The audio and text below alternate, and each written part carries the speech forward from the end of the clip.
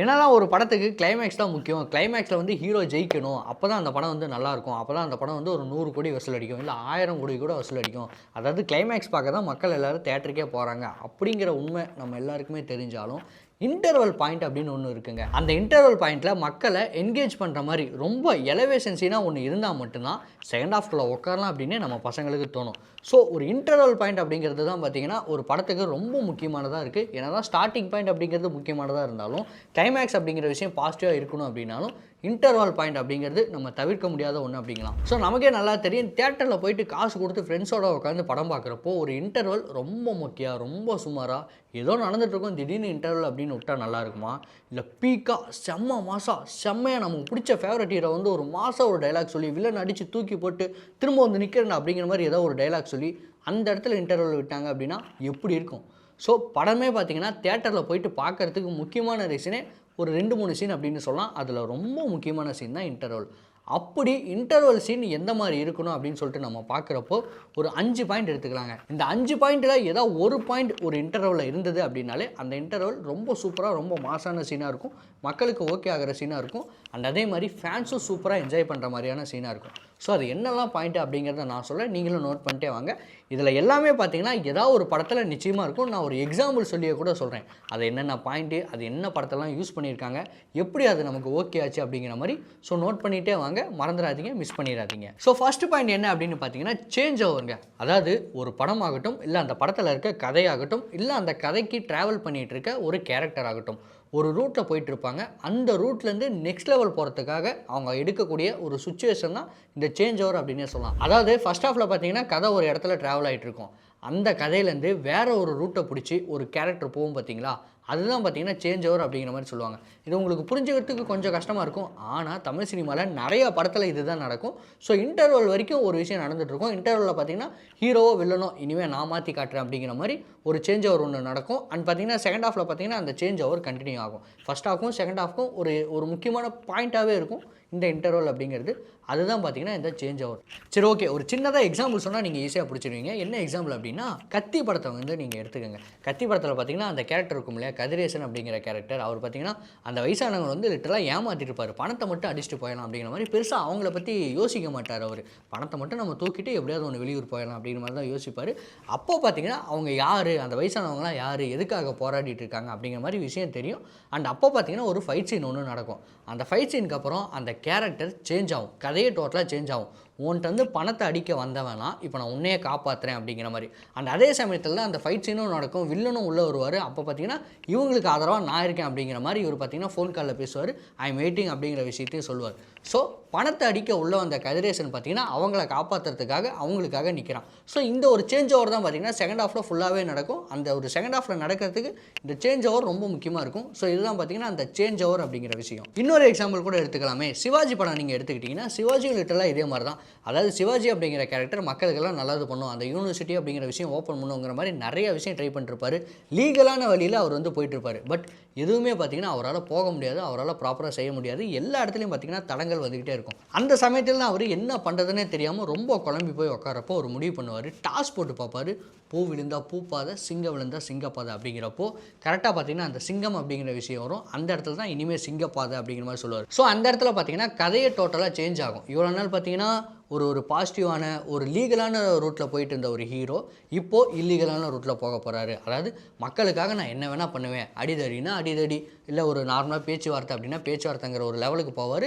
அதெல்லாம் பார்த்தீங்கன்னா சிவாஜி படத்தில் இன்டர்வலில் நடக்கும். ஸோ இதுவுமே பார்த்தீங்கன்னா ஒரு சேஞ்ச் ஓவர் தான். அண்ட் அதே மாதிரி பார்த்தீங்கன்னா ரீசெண்டாக வந்த ஒரு படத்தை எடுத்துக்கலாம் அப்படின்னா டிராகன் படம். டிராகன் படத்தில் பார்த்தீங்கன்னா நிறைய இல்லீகலான விஷயம் செஞ்சு இந்த ஃபோர்ஜரிலாம் பண்ணி அவர் வந்து இந்த சர்டிஃபிகேட் அப்படிங்கிற விஷயம்லாம் ரெடி பண்ணிடுவார். ரெடி பண்ணி நல்ல வேலைக்கு போயிடுவார். பட் அப்போ பார்த்தீங்கன்னா மிஸ்கின் வந்து என்ன பண்ணுவார், நான் கண்டுபிடிச்சிட்டேன், உன்னை மாட்டி விடக்கூடாது அப்படின்னா நீ ப்ராப்பராக எக்ஸாம் எழுதி பாஸ் பண்ணி இந்த வேலையில் உட்கார் அப்படின்னு சொல்லிட்டு சொல்லுவார். ஸோ இவ்வளோ தூரம் அவர் ரெடி பண்ண விஷயம்லாம் உடஞ்சி போய் இப்போ திரும்பவும் ஃபஸ்ட்லேருந்து ஆரம்பிக்குது இல்லையா, கதையை டோட்டலாக சேஞ்ச் ஆகுது இல்லையா. அந்த இன்டர்வல் பாயிண்டில் பார்த்தீங்கன்னா அவர் காலேஜ் வாசலில் போய் நிற்பார். ஸோ இதுதான் பார்த்தீங்கன்னா அந்த சேஞ்ச் ஓவர். ஸோ இந்த 3 படமுமே பார்த்தீங்கன்னா சேஞ்ச் ஓவர் அப்படிங்கிற விஷயத்துக்கு பர்ஃபெக்டான எக்ஸாம்பிள். நீங்கள் இதையும் தாண்டி நிறைய படம் எடுத்துக்கங்களேன், இன்டர்வலில் தான் பார்த்தீங்கன்னா இந்த சேஞ்ச் ஓவர் அப்படின்னு நடக்கும். அது ஹீரோவாகட்டும் இல்லை அந்த படத்தோடைய கதையாகட்டும், சேஞ்ச் ஓவர் அப்படிங்கிற விஷயம் இன்டர்வலில் தான் நடக்கும். அடுத்ததாக பார்த்தீங்கன்னா பீக் அப்படிங்கிற விஷயம் என்ன அப்படின்னா, நான் தியேட்டரில் உட்காந்துருக்கேன், இப்போ இன்டர்வல் வரப்போகுது, பேங்கராக எனக்கு ஒரு விஷயத்தை காட்டிடுங்க, நான் செம்மையாக என்ஜாய் பண்ணும். நான் பெருசாக லாஜிக்கலாக பார்க்க மாட்டேன். இந்த மைண்ட் செட்டில் தான் பார்த்தீங்கன்னா ஃபேன்ஸ் எல்லாருமே உட்காந்துருப்பாங்க இன்டர்வல் பாயிண்டில். அந்த இடத்துல பெருசாக லாஜிக் பார்க்க மாட்டாங்க, என்ன நடக்குது அப்படிங்கிறத பார்க்க மாட்டாங்க. ஏன்னா நீங்கள் செகண்ட் ஹாஃபில் நீங்கள் எப்படி இதுக்கு ஒரு விஷயம் வச்சுருப்பீங்க அப்படின்னு சொல்லிட்டு அவங்க நம்புவாங்க. அந்த இடத்துல நீங்கள் இன்டர்வலில் எதை காட்டினாலுமே மக்கள் பார்த்தீங்கன்னா ஓகே சூப்பர் அப்படின்னு சொல்லிட்டு என்ஜாய் பண்ண தான் பார்ப்பாங்க. ஸோ அந்த இடத்துல பார்த்தீங்கன்னா பீக்காக ஒரு விஷயம் வைக்கணும், பீக்காக ஒரு விஷயம் நடக்கணும். அப்போ தான் பார்த்தீங்கன்னா ஆடியன்ஸும் சாட்டிஸ்ஃபை ஆவாங்க, ஃபேன்ஸும் சாட்டிஸ்ஃபை ஆவாங்க, படமும் பார்த்தீங்கன்னா சூப்பர் டூப்பராக இருக்கும். நீங்கள் ஜஸ்ட் ஒரு எக்ஸாம்பிளுக்கு பார்த்தீங்க அப்படின்னா ஜெயிலர் படத்தை எடுத்துக்கலாம். நிறைய படம் பார்த்தீங்கன்னா எக்ஸாம்பிளுக்கு இருக்குது, பட் உங்களுக்கு புரியணும் அப்படின்னு சொல்லணும்னா ஜெயிலர் படத்தை வந்து நீங்கள் எடுத்துக்கலாங்க. ஜெயிலர் படத்தில் என்ன நடக்கும், சைலண்ட்டாக வந்து நிறைய சம்பவம் வந்து பண்ணிகிட்டு இருப்பார். அதாவது அவங்க ஒய்ஃபுக்கு தெரியாமல், அவங்க வந்து அந்த பொண்ணுக்கு தெரியாமல் நிறைய விஷயம் பண்ணிகிட்டு இருப்பார். பட் இன்டர்வல் பாயிண்டில் பார்த்தீங்கன்னா அவங்க எல்லாருக்குமே தெரிகிற மாதிரியே சம்பவம் பண்ணுவார். இனிமேல் நான் வேறு ரூட்டில் போகிறேன், நீங்கள் பின்னாடியே வாங்க, நான் பார்த்துக்கிறேன் அப்படிங்கிற மாதிரி ஒரு விஷயத்தோட ஒரு பிளான் ஒன்று பண்ணுவார். அண்ட் இன்டர்வல் பார்த்தீங்கன்னா ரொம்ப பேங்கராக இருக்கும். ஸோ அப்படி ஒரு எலமெண்ட் இருக்கணும் அந்த பீக் பாயிண்ட்டில். அதுதான் பார்த்தீங்கன்னா பெஸ்ட்டு இன்டர்வலாக இருக்கும். அதுக்கு ஒரு எக்ஸாம்பிள் தான் ஜெயிலர். நீங்கள் ஜெயிலர் படத்தை தாண்டி நீங்கள் விக்ரம் படம் எடுத்துக்கலாம், இல்லை வேறு ஏதாவது மாஸ் படம் எடுத்துக்கலாம். பீக் பாயிண்ட் அப்படின்னு ஒன்று இருக்குங்க. அது ஹீரோவோட மாஸான டைலாக் இருக்கட்டும், இல்லை ஒரு ஹீரோ ஏதாவது ஒரு சின்னதாக சேஞ்ச் பண்ணுற ஒரு ஸ்டைல் ஆகட்டும், இல்லை ஏதாவது ஒரு காப்பாற்றுற சீன் ஆகட்டும், எதுவாக வேணால் இருக்கட்டுமே, பீக் பாயிண்ட் அப்படிங்கிற விஷயம் இன்டர்வலில் இருக்கணும். கண்டிப்பாக நீங்கள் படத்தில் ஃபஸ்ட் ஹாஃப் ஆகட்டும், செகண்ட் ஹாஃப் ஆகட்டும், இது எல்லாத்தையும் தாண்டி இன்டர்வலில் ஒரு நல்ல சீன் இருக்கணும், அதுவும் பீக் சீனாக இருக்கணும். அதுதான் பார்த்தீங்கன்னா இந்த பீக் அப்படிங்கிற விஷயத்துக்கு எக்ஸாம்பிள். அடுத்து மூணாவது பாயிண்ட் என்ன அப்படின்னு கேட்டிங்கன்னா எபிக். எபிக்னா என்ன, உங்கள் படத்தை சேல் பண்ணக்கூடிய அந்த பாயிண்ட் தாங்க எபிக். நீங்கள் நிறைய படங்கள் கூட எடுத்துக்கலாம். சின்னதாக எக்ஸாம்பிள் சொல்லணும் அப்படின்னா கத்தி படம் எடுத்துக்கலாங்க. கத்தியில் அந்த இன்டர்வலில் என்ன டைலாக் சொல்லுவார், ஐ வெயிட்டிங் அப்படிங்கிற டைலாக் சொல்லுவார். அதுதான் பார்த்தீங்கன்னா எபிக் மூமெண்ட். ஹீரோவோட ஃபேன்ஸ் ஆகட்டும், இல்லை நார்மல் ஆடியன்ஸ் ஆகட்டும், இதுக்கு தான் வெயிட் பண்ணுவாங்க. நீங்கள் நார்மல் ஆடியன்ஸை கூட விட்டுருங்களேன், ஹீரோவோட ஃபேன்ஸ்லாம் இருக்காங்களே, அவங்களாம் இந்த ஒரு பாயிண்ட்டுக்கு தான் வெயிட் பண்ணுவாங்க. அவங்கள சாட்டிஸ்ஃபை பண்ணுற மாதிரி ஒரு எப்பிக்கான டைலாகோ, இல்லை பயங்கரமான ஒரு ஃப்ரேமோ நீங்கள் வச்சுட்டீங்க அப்படின்னா அந்த படத்துக்கு இதுதான் இதுதான முக்கியமான சீன். இந்த படம் பேரை சொன்னாலே அந்த ஒரு சீனோ இல்லை அந்த ஒரு டைலாகோ ஞாபகம் வந்துடணும். அந்த மாதிரி ஒரு விஷயம் இன்டர்வலில் அமையணும். அதுதான் பார்த்தீங்கன்னா எபிக் அப்படிங்கிற விஷயம். நீங்கள் கத்தி படத்தை விட்டுருங்க, விக்ரம் படத்தை எடுத்துக்கலாமே. விக்ரம் படத்தில் பார்த்தீங்கன்னா ஆரம்பிக்கலாமா அப்படிங்கிற ஒரு டைலாக் வரும். அது பார்த்தீங்கன்னா அந்த ஒரு ப்ரோமோ வீடியோலேயே அந்த ஆரம்பிக்கலாமா அப்படிங்கிற டைலாகை யூஸ் பண்ணிட்டாங்க. ஸோ இந்த ஆரம்பிக்கலாமா அப்படிங்கிற டைலாக் எந்த இடத்துல வரப்போகுது அப்படின்னு சொல்லிட்டு தான் ஃபேன்ஸ் எல்லாருமே பயங்கரமாக வெயிட் பண்ணிட்டு இருந்தாங்க. அது பார்த்தீங்கன்னா கரெக்டாக இன்டர்வலில் நடந்ததுங்க. அதுதான் பார்த்தீங்கன்னா அந்த ஃபேன்ஸ் எல்லோரும் செலிப்ரேட் பண்ணுற மூமெண்ட்டாக இருந்தது. அண்ட் அதே மாதிரி படத்தையும் பார்த்தீங்கன்னா நெக்ஸ்ட் லெவல் கொண்டு போச்சு.